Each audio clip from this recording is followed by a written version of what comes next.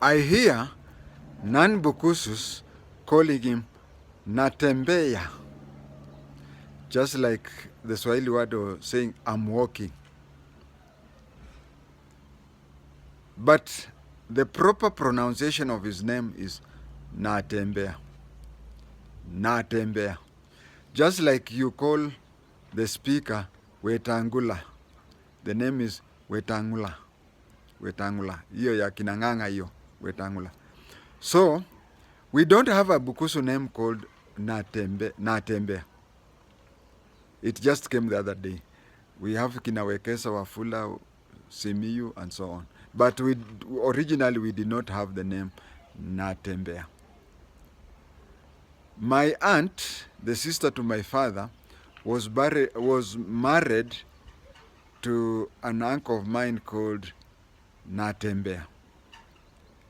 But when I looked at his ID, you know, I didn't become a spy when I joined the special branch. Even in school, whenever I used to visit them in Misiho, I found his ID had written Wasike. I saw my cousins, Philip Wanaso Wasike, Martin Nalianya Wasike, Joseph Sapiri Wasike, and even their stepbrothers had the name Wasike. I was wondering why their father was called Natembeya and his ID and the IDs had the name Wasike. That is when my cousin, mtoto wa shangazi, Philip Wanaswa, told me that his father's name was Wasike. He was born during locust time. But when he was young and was working in a farm in Trans Nzoia, he used to, what young people call kukula njaro. He'd look at the Mzungu. When he knows that the Mzungu is not around or anything, he would sneak and go away and come back at the exact time that he expected the Mzungu to come back. But occasionally the Mzungu could come back unannounced and he would find Wasike is not there. So he started calling Natembeya, Natembeya, Natembeya. Wewe kazi yako tu Natembeya, Natembeya, Natembeya. So Endi Bukusu called Natembeya his forefather, who used to sneak from his place of work, and Wazungus used to call them Natembeya. Those people wanaranda-randa, isn't it? I think the Swahili word, the better word is kuranda-randa. So if you were to talk to Governor Natembeya, he'll tell you his real name. Just like Huatenge. Huatenge was not my grandfather's name, but it stuck and we became Huatenge. My grandfather's name was Musavini. Musavini is the Luhya version of Museveni. Natembeya was born in 1971 in Trans Nzoia to parents who were squatters. He studied and went to Nairobi University and got a Bachelor of Arts degree in anthropology. And he also went back there to study for master's degree. When the new government came in, he was the PA to Michuki. I met him several times, and when I was pursuing my case of wrongful dismissal, and he really liked interacting with me because we could exchange ideas.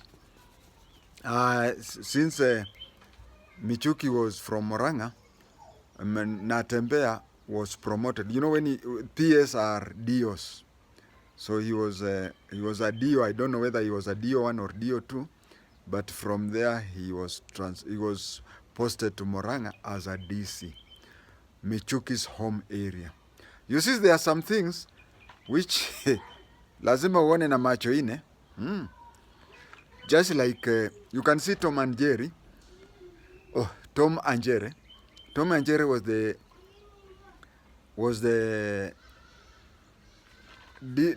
deputy county commissioner for Dagoretti, and they were very close with KJ. So when Ruto became the president, Tom and Jerry was made a county commissioner and transferred to Kisii. There are some things which lazima uone na macho ine ama. So him being a PA to Michuki, and he was made the DC in Murang'a. It is also, as I've said here and elsewhere, you see, if you are related or you come from the tribe or you are somehow close to the powers that be, you have the confidence to do things that other civil servants in your position would not dare do.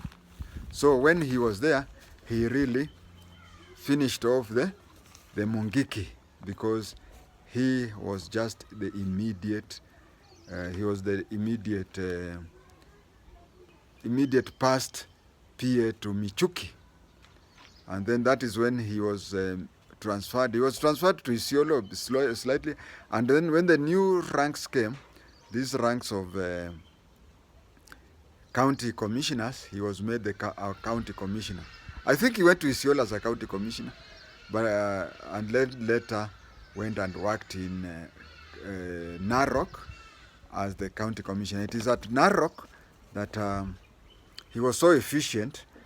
He was so efficient that you see, for especially work of provincial administration, nowadays it's called NGAO, National Government Administration Officers.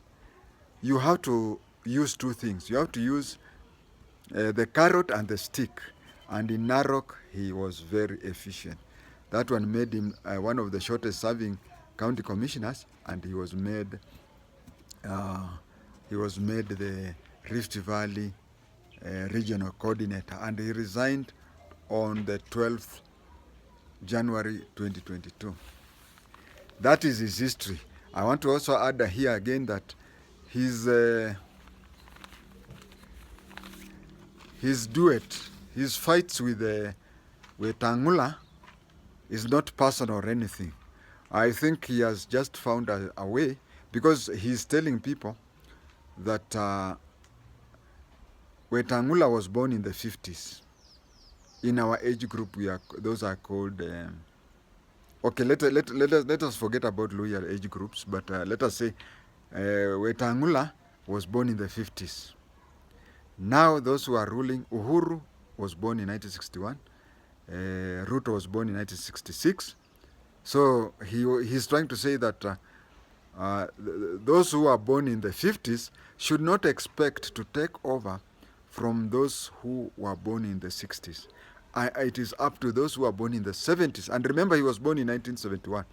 So he's trying to say that the generational change, the person who was born in 1950 should not expect to inherit from the one who was born in the 60s.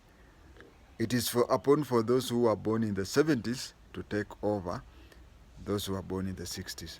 That is the theory he's using. Mine is not to take sides, mine is to enlighten you. Thank you.